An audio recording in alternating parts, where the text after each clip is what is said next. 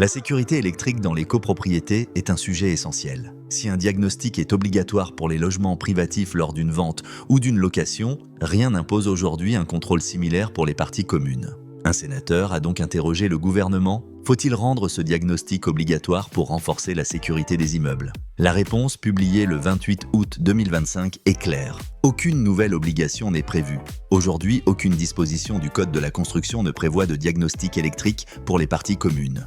Résultat, les copropriétés doivent gérer elles-mêmes la prévention des risques, alors même que certaines installations anciennes peuvent présenter un danger réel.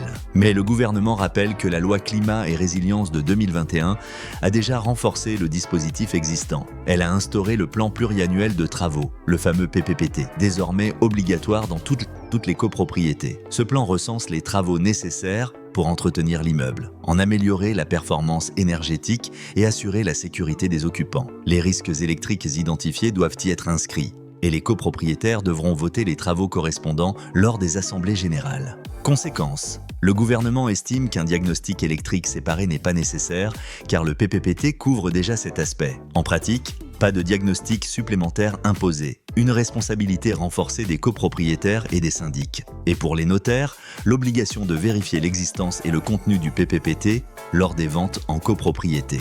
En résumé, pas de nouveau diagnostic, mais une vigilance accrue.